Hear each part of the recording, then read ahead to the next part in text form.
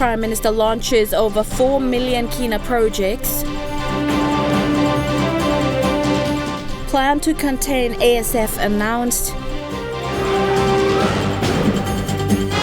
And DataCo to expand transmission to districts.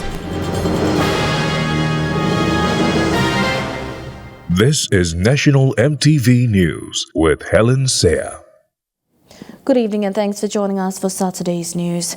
Vanuatu district in Eastern Highlands province is set to roll out major development projects this year.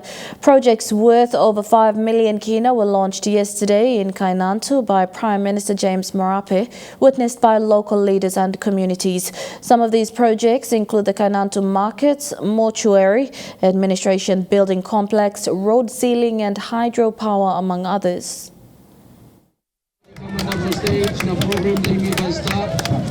Prime Minister James Marapa was in the small town of Vanuatu yesterday. He was accompanied by local Eastern Highlands leaders, state ministers and government officials.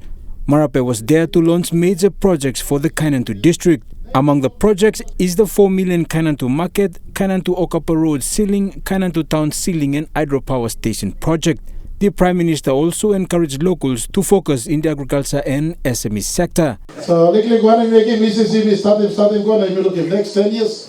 Whether Mr. Prime Minister, doesn't matter, but hopefully, or working me starting today can make sure next 10, 15 years, now face plus me can go good club, big club, better than what it is today. So, local MP and Mining Minister John Chentuke says these projects are crucial to enable people grow the local economy and support their lives. He says the district will embrace these changes and address development challenges. All play politics in the province and very blown. How me plakisim, but me plakisim. So I want a project for me, Prime Minister, in high school. Still in this rotting also. I legally something me place I die. Me play like a big place here. All can me place I go to Goroka. No, I me like I'm a big place for you here. Eastern Highlands Governor Peter Numu spoke highly of government subsidy policy and why locals must embrace education in the province. And we start taking back Papua New Guinea, or get a resource planning, or get something, or months a carnigo, or outside Chakam carnigo. Now we plus start supporting Prime Minister planning because I'm like kissing back, all get the rights planning me. Now come up in Papua New Guinea, go under by empowering you one league line. Law SME, agriculture, all education and this program also. So Eastern Highlands is that backside law Prime Minister, now government law, now supporting Dreamer, now vision law Prime Minister. This is the first time in 36 years for a Prime Minister to visit the Vanuatu district. Jack Lapawe Jr., National EMTV News. Despite their effort to contain the African swine fever in the 3 affected provinces, the virus has been detected in some parts of Western Highlands and Jiwaka provinces. However, with swift response from the ASF response team and support from locals, the virus was contained with no evidence of spreading to other pigs. In a recent meeting, the National ASF Task Force team put together a new work plan for the year, which aims to control the movement of pigs in the affected areas. In a recent interview, Chief Veterinary Officer Dr. Ilagi Puana gave an update on their response exercise towards African swine fever. Since the virus was detected in the country, a task force team was established to help contain the virus in the 3 affected areas of Southern Highlands, Hanga and Hela provinces. However, in late last year, the virus was detected in parts of Western Highlands and Jiwaka. All those infection cases were investigated. And most of the infected pigs were culled, either from the disease which killed them, or people actually went into themselves and culled them, slaughtered them and disposed them. Because at that time there was a lot of awareness going on and people are aware. African swine fever was first detected in March last year. Since last year, checkpoints have been established in parts of Enga, Hela and Southern Highlands provinces to control the movement of pigs. And with partnership with churches and other stakeholders, awareness programs were carried out in the provinces. However, to control the movement of pigs in places where pigs are deeply rooted in their culture and tradition is always a challenge. And it's very challenging to control a disease in this kind of tradition. So we are having a hard time. We're trying to do a lot of awareness to change the mindset, because but we can't do it overnight, because this is a culture that's been for thousands of years. To address these challenges, a 6-month working plan was put in place by the task force team. The new work plan is more focused on the value chain, and that is to introduce better pig farming techniques and biosecurity measures. And this means identifying control areas in the value chain, in the pig production value chain, and then to control measures like farming, SME farming, introducing biosecurity, on-farm biosecurity practices, procedures in place. The African Swine Fever Task Force team comprises of members from Nakia, Farmer Plus, FAO, Department of Agriculture and other stakeholders.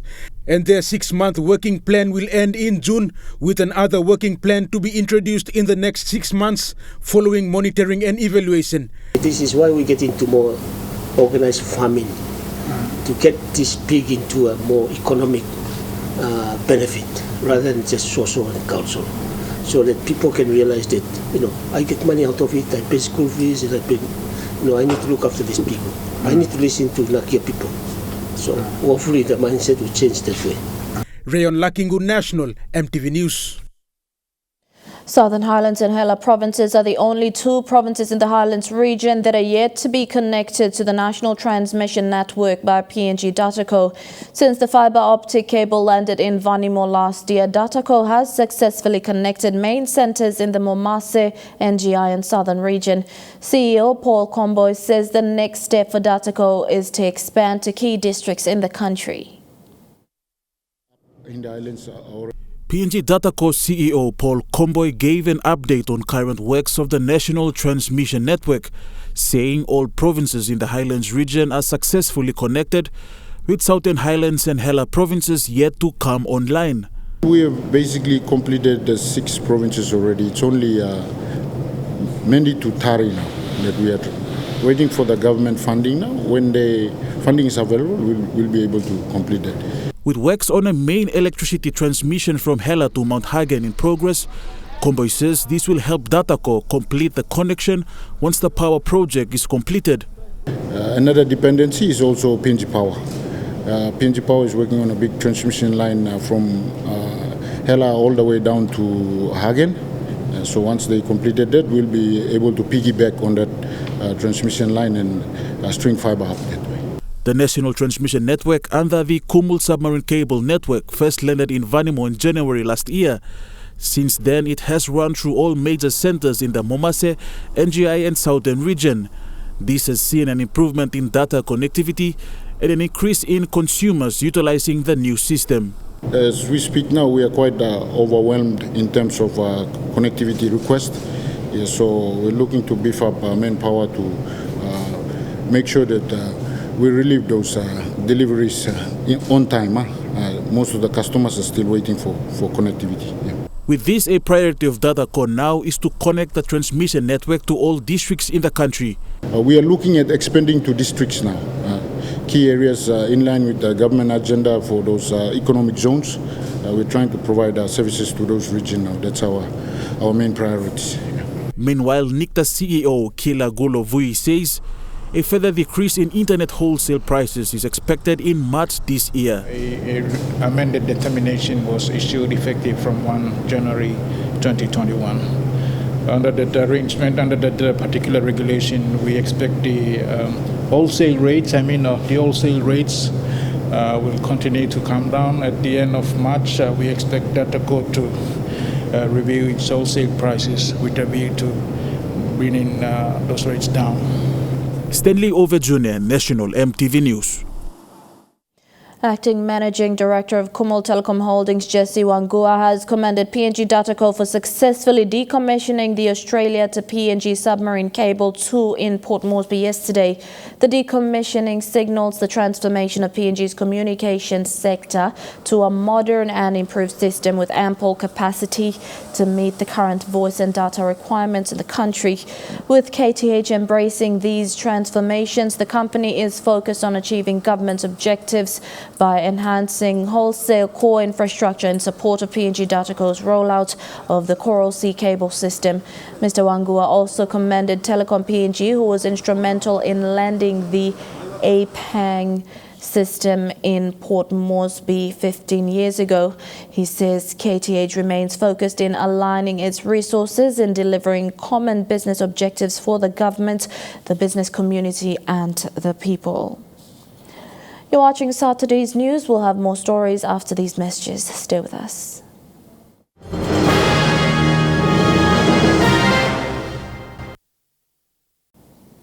Welcome back.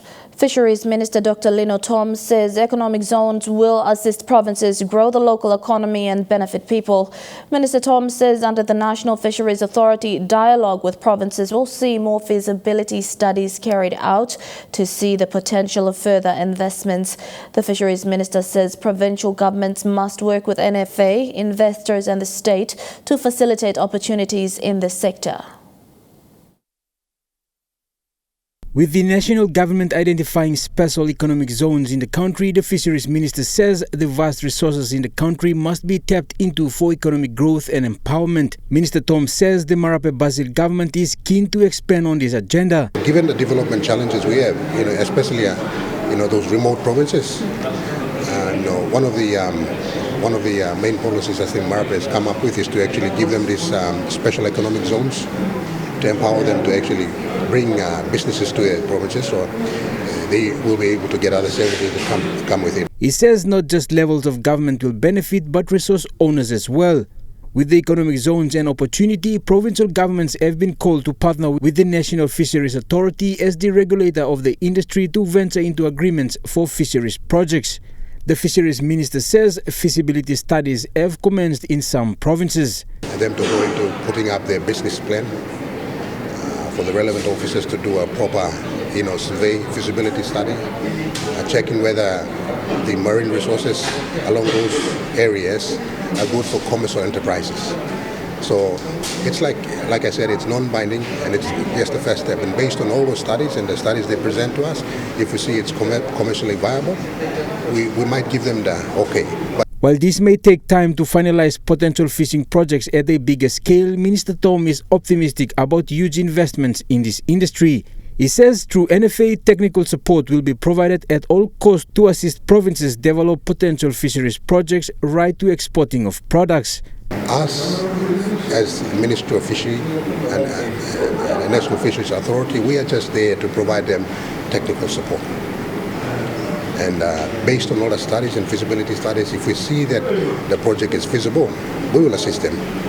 Jack Lopawa Jr., National EMTV News. The Education Department is undergoing major changes in teaching standards. Education Secretary Dr. Uke Kombra says this is to ensure schools around the country are using appropriate teaching materials and approach during classes. Dr. Kombra made this statement this week in Port Moresby. While the Education Department is cracking down on illegal teachers around the country, it also has issues with teaching standards. The Education Secretary says two changes are taking place. First is the Teacher's Guide and Syllabus. Dr. Kombra says this will be followed by student resource books.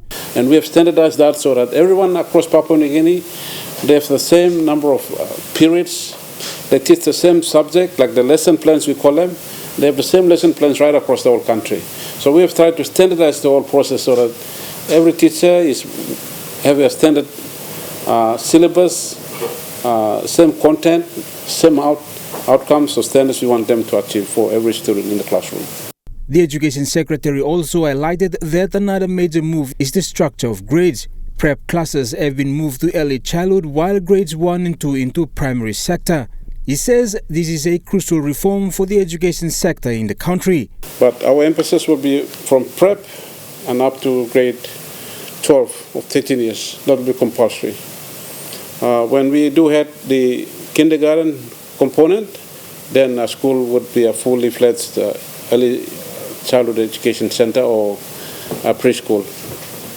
So there's work in progress on early childhood education, but they will eventually we'll integrate them into the overall education system. So right now it's what we call the 166 model now. 1 prep, 6 primary and 6 secondary. While the first quarter subsidy has been paid to the Education Department through school accounts, The top education official says the minimum education qualification is grade 12. He also encouraged school leavers to upgrade their marks via open distance learning, where fees will be paid in full by the state. So our minimum education level now is grade 12.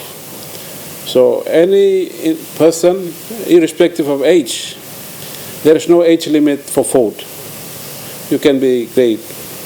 You can attend any level of secondary education at any age level. So there is no limit. Jack Lopawa Jr., National EMTV News. A civic provincial government has established its procurement committee. Committee members were sworn into office in Port Moresby yesterday. The committee is chaired by East Civic Provincial Administrator Dr. Clement Malau. The event was witnessed by NPC Board Chairman Kenneth Thompson, NPC Chief Executive Officer Simon Bolle, East Civic Governor Alan Bird and other government officials. Mr. Bolle said under the procurement reforms, the government is looking at transferring procurement functions out from Waigani down to the provinces and districts. Only 4 provinces have yet to establish their procurement committees. A memorandum of understanding between the Vanuatu Institute of Public Administration and Pacific Institute of Public Administration was signed yesterday in Port Moresby and Vanuatu through video conference. This signing will see the 2 institutions working together to deliver all aspects of leadership, governance and management training in mutual partnership. PILAG, or Public Institute of Leadership and Governance, was formerly known as the Administrative College of the Territory of New Guinea, established in 1963 to prepare students to take up clerical and administrative roles in the colonial administration to contemplate PNG independence. Over the years, it has some transitional reforms that brought it this far, educating Papua New Guineans in public service capacity.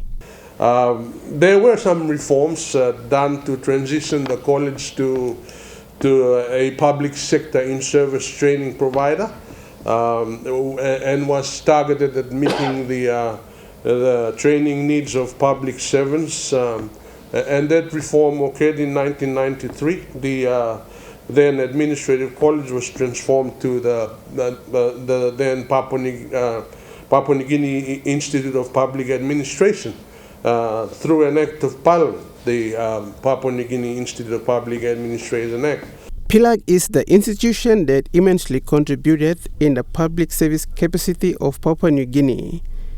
Through this MOU signing and embracing of Pacific Island countries, the institution will go a long way.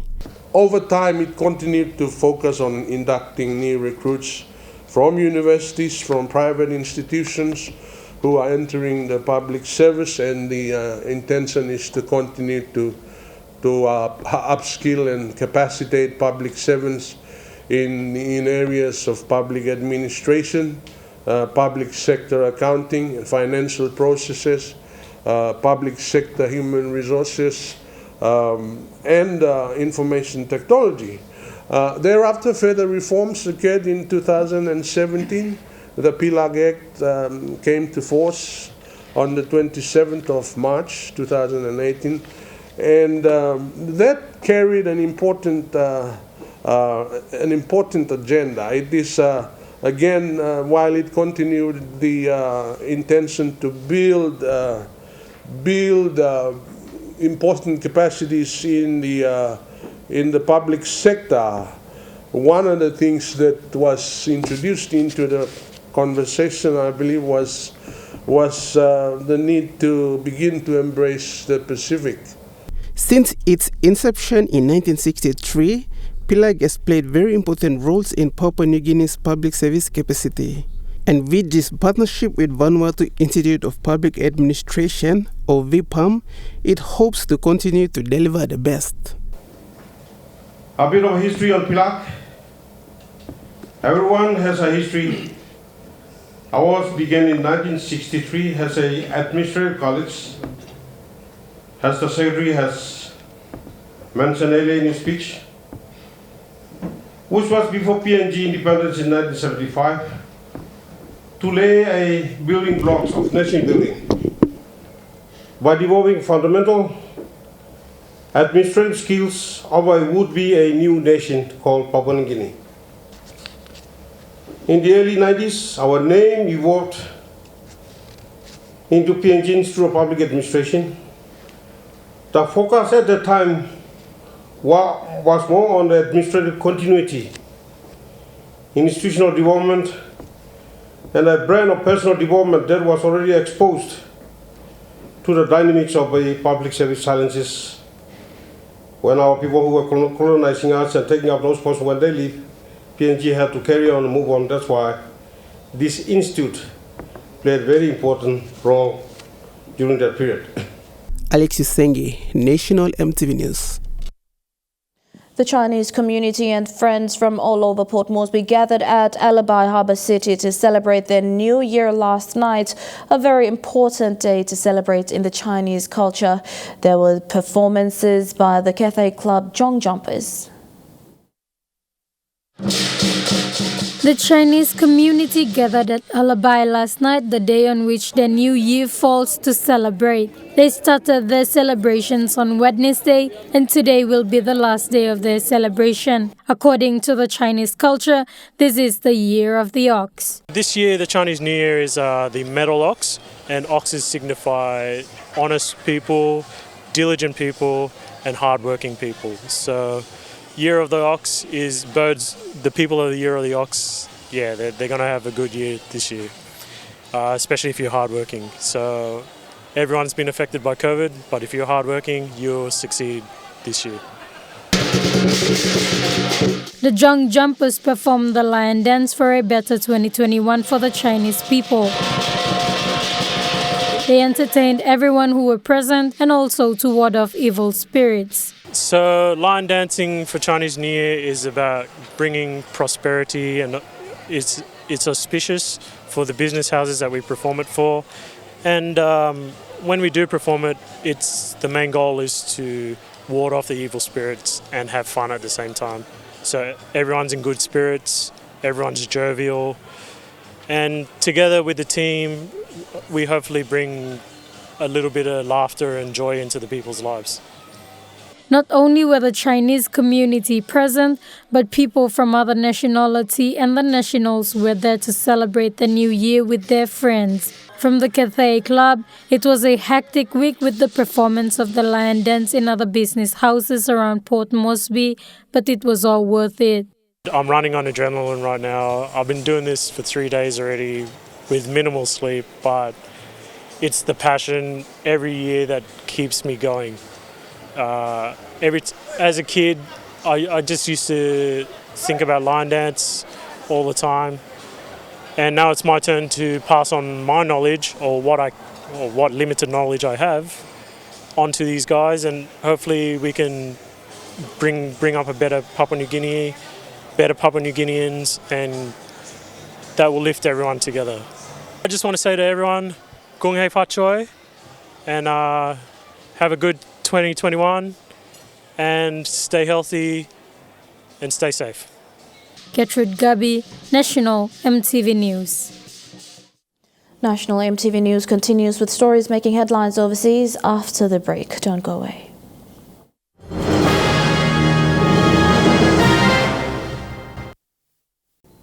Welcome back to the news. Turning overseas, New Zealand is days away to receive its first vaccine. The vaccines will be in the hands of the first border workers in just over a week.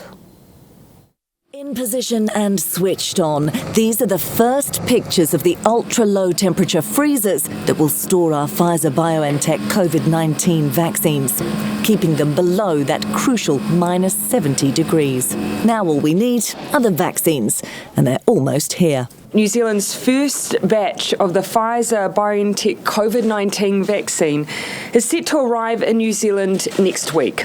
Tens of thousands of courses are due to arrive by air. They'll be transported to the deep freezers based in Auckland and Christchurch and into the arms of those first in line from next Saturday. It will certainly be enough to cover all of our border workers. I'm confident that we'll be able to cover their families in a timely manner. Nurse Michelle Wood has been swabbing ports of Auckland Auckland border workers deemed most at risk. Now she'll be vaccinating them to keep them safe. It's pretty amazing.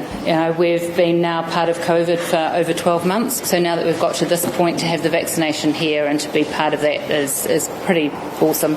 But these vaccines must be handled with particular care to minimise wastage.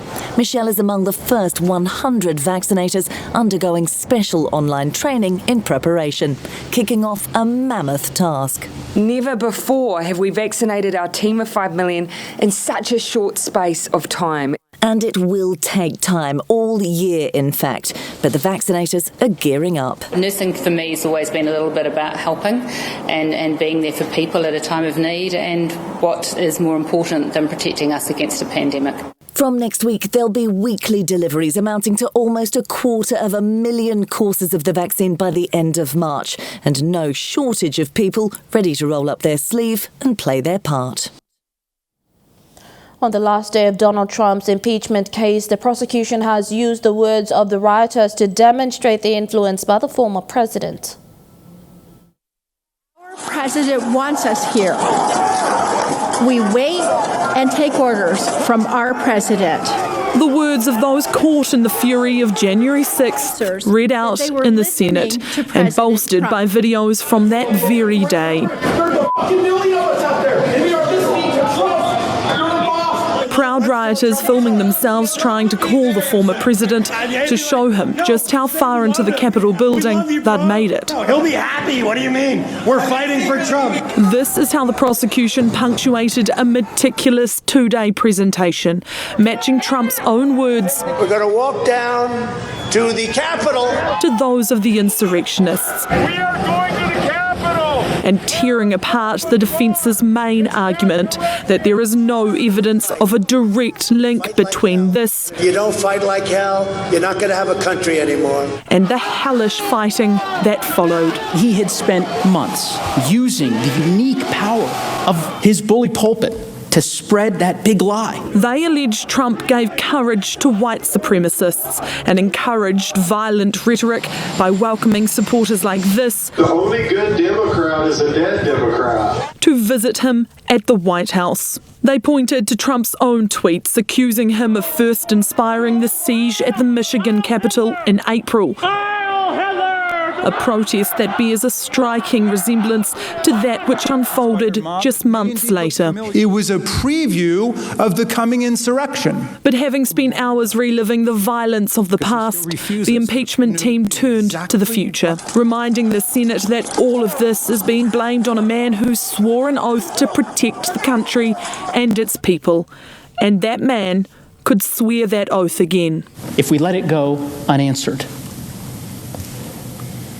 who's to say it won't happen again? Closing their case by posing the question. Would you bet the lives of more police officers on that? Would you bet the safety of your family on that?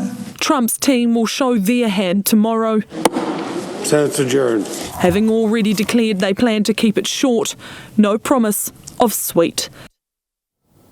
In New Zealand, 2 climbers are lucky to be alive, according to rescuers. They were rescued on the mountains near Queenstown. The Otago rescue helicopter arriving at Queenstown Lakes District Hospital. On board, 2 rescued climbers. The pair were 2,500 metres up Mount Earnslaw when the avalanche struck. One of them actually got a message out on a cell phone to raise the alarm initially, which is in a very sketchy area because we were using sat phones to be able to communicate. Winched into the helicopter and transported to hospital, one in a moderate condition, the second with minor injuries. They were very lucky where they ended up. It could have ended up with fatalities. Standing at 2,830 metres, Mount Earnslaw is relatively popular with climbers, particularly at this time of year. The Mountain Safety Council says today's incident illustrates how climbers need to be aware of the avalanche risk even in the middle of summer.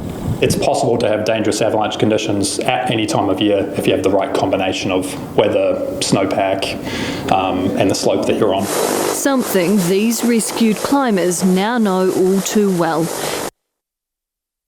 Shark experts and experienced fishers say something is going on around the coastline to attract more sharks. One theory is that there are more fishes with more sharks caught accidentally while attracting more. There's no bronzy tail. The thrash of a tail was a sign. The other 2 metres of the shark was confirmation. Holy shit, Milan, you caught a great white shark! Nathan O'Hearn and Milan Radonich caught the shark 200 metres from Matakana Island near Waihi and battled it to shore to remove the hook. Your heart must have been something though. Yeah, Nathan kind of put me off a little bit because he's like, be careful. And the first time we've been up close to one. Can you just be a little bit easy? Put your feet hard against the side of the fish, so if he moves, your legs move. Yep. Hand on top of the fish. At 150 to 200 kilos, the great white shark had the potential to cause some serious damage, while the fishing show presenters started filming their advice about barbless hooks. We wanted to make a video around education about how to catch sharks the best way, and when I say the best way for the fish. Always wanted to catch one, and then they became illegal to catch, so we've never targeted them up here fishing for bronzies and have one in the harbour come and eat a bait. The pair were fishing just 3 kilometres from the boat ramp off Matakana Island, which is where they landed the shark. And just around this headland is the Bowentown end of Waihi Beach, where 19-year-old Kayla Marlowe was killed by a shark in January. A week ago, another fisherman reeled in a great white at the same spot. Local fishers have a theory. An abundance of other fish this summer is attracting great whites. Something clearly special is going on, because when you see an endangered animal in an area like that, even though it's a shark, that reflects a healthy ecosystem. After seeing many videos of sharks caught this summer, shark expert Dr. Riley Elliott warns the animals need to be put back in the water as soon as possible and reported to DOC. But a great white, there hasn't been, scientific studies looking at post-release mortality, and if you're going out trying to catch sharks and you hook one of them and, because of that it dies, well, question whether you should be shark fishing or not. On this occasion, the shark was calm, even though it had been pulled to shore. It was sitting there breathing and kind of eyeballing me a little bit, but it never really did anything other than just sit there until we pushed it back and let it go. After a moment of disorientation, the shark did eventually swim away. Let go! Oh! What a dream come true! Much. But the best scenario for all, sharks and fishers, is to avoid catching them at all. Trukai Sports is next. Details after the break.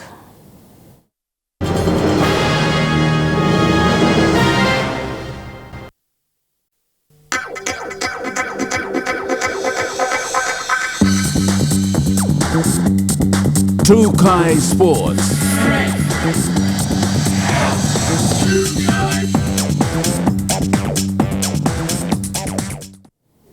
Welcome to Trukai Sports. The SPPNG Hunters' scheduled travel to Queensland tomorrow, Sunday, February 14, 2021, has been further delayed by another 7 days, this time at the request of the Queensland Health Authority. Queensland Health Authority has required the team to spend 2 weeks in quarantine. Papua New Guinea Rugby Football League acting CEO Stanley Hondina, in a media statement issued today, said the letter from the Queensland Health Authority, forwarded by the Queensland Rugby League, read in part, in Queensland, when there is a positive case of COVID-19, our contact tracing officers identify the close contacts of the case and direct those contacts into 14 days of quarantine, being the accepted incubation period for COVID-19. The letter from QHA, which was received yesterday afternoon, further advised close contacts are required to remain in quarantine for the full 14 days, even when they obtain a negative test. QHA advises that the players and coaching staff were together with the positive case and are regarded as close contacts and therefore should not be travelling to Queensland until 14 days has passed since their date of exposure to the positive COVID-19 case. Consultation with QRL and DFAT has resulted in the rescheduling of the SPPNG Hunters travel to Queensland to next Sunday, February 21st, 2021 to comply with this 14-day quarantine. SPPNG Hunters coach Matthew Church said the health and safety of everyone involved here in PNG and Queensland has always been their priority, and they will have to comply with the 14-day quarantine. Fidelis Sukina, Trukai Sports. There is hope for the Simba Warriors' bid for inclusion into the 2021 Digital Cup season, with PHA Health Insurance throwing their support behind the Warriors. The securing of a new naming rights sponsor is a major hurdle for the Warriors to overcome, as the previous backer did not meet PNGNRL requirements, leading to the rejection of the Simba Warriors' bid. The Simba Warriors' bid for inclusion in the 2021 Digital Cup season has been given a lifeline with the announcement of naming rights sponsor PHA Health Insurance, stepping in with a 2 million kina sponsorship package. The PNG National Rugby League has given the Simba Warriors bid committee 7 days to launch an appeal against its decision not to grant the Warriors entry into the 2021 Digital Cup competition. The two reasons given by the PNGNRL board in the rejection of the bid included the naming rights sponsor not being acceptable as they breach the exclusive rights given to the competition's platinum sponsor in respect to the alcohol category, and the Warriors' home ground, Dixon Oval in Kundiawa, inspected earlier this year, did not meet the requirements set by PNGNRL. The reason for rejecting the application, one is to do with sponsorship. Now we've got PHA Health Insurance fully supporting Simba Warriors, and they are trying to support now. Funding, everything is ready. Field, if they're asking about the field, Men's Rugby League field is ready. There's an agreement. So now the sponsorship and the agreement becomes part of the agreement appeal document that will be forwarded to PNG Rugby Football League. Rugby League followers, Simba Warriors, now officially it will be called PHA Simba Warriors. With PHA coming on board as the major naming rights sponsor, and with the backing of the provincial government, the Simba Warriors bid committee are confident in the strength of their appeal. Having addressed the two shortcomings of their bid, including alternate arrangements for the Warriors to play their home games in Minj. I don't see any reason why PNGNRL will say no, because one, they want sponsor, we've got a sponsor. Second is we got an agreement with Minj Rugby League field already, so that's it. It's in our appeal. Yes. That copy we send to them, and they know that we have an agreement with Minj Rugby League field. In the instance that our field is not fixed, we can always go back to Minj Rugby. It's about 20, 30 miles out. It's not far away. And look at the other teams. They don't even have player base. They don't even have field, and yet they are playing in this competition. This is funny. So they have to sit down and begin to reconsider. Haksilovai, Chukai Sports. Chukai Sports continues with more after the break. Stay with us.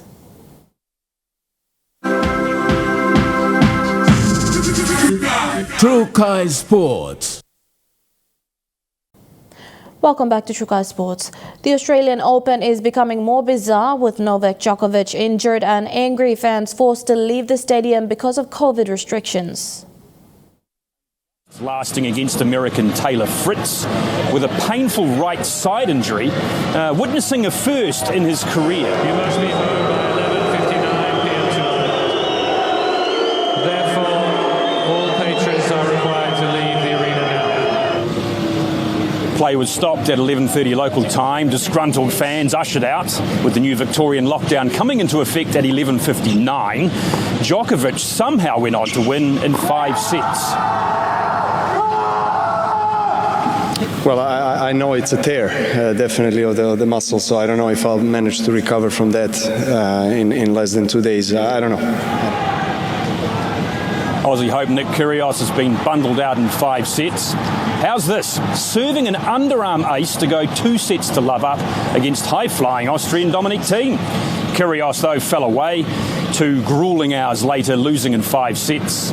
Thiem on track for what would be a semi-final showdown, eventually with Rafa Nadal.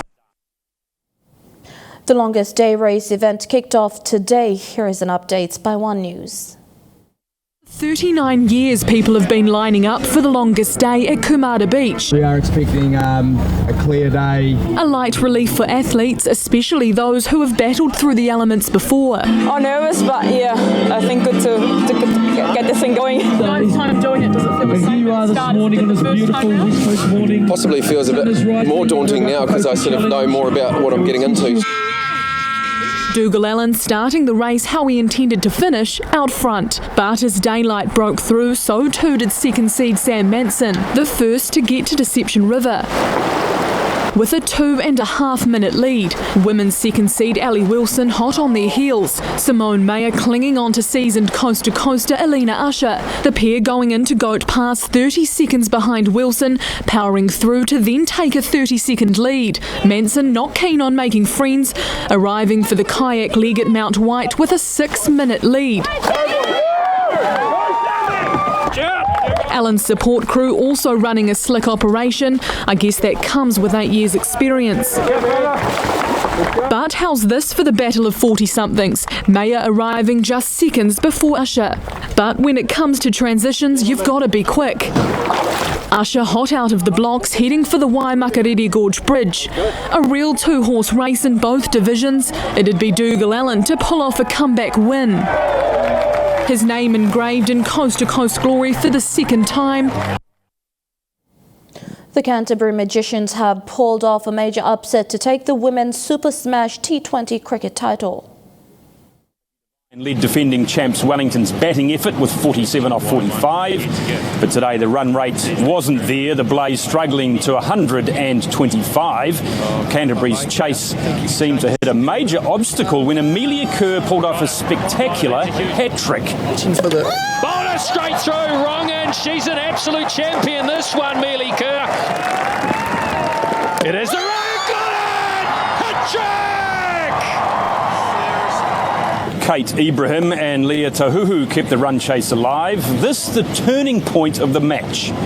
Oh, it's in the slot. It's in the slot. That is it. It's gone. It's gone all the way. What a blow that is. The Magicians winning in the end by 4 wickets, and an upset's on the cards in the men's match. Canterbury getting to 175.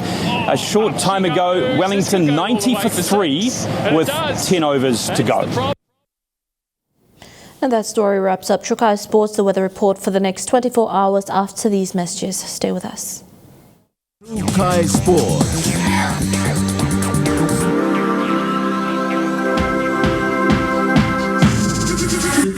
Trukai Sports. This weather update is proudly brought to you by MoniPlus, with you always.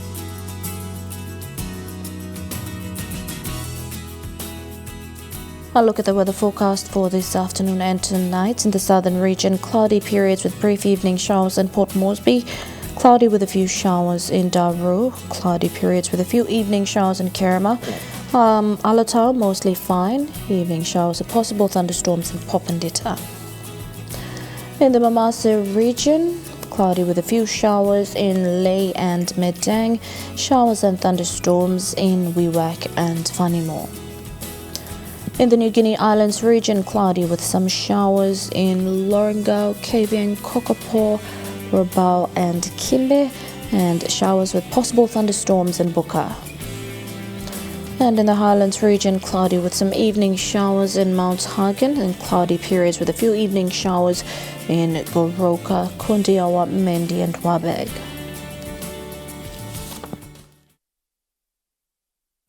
The weather update was proudly brought to you by MoniPlus, with you always. And that's been the news, sport and weather for Saturday, 13th of February 2021. On behalf of the news team, pleasant viewing, be safe and bye for now.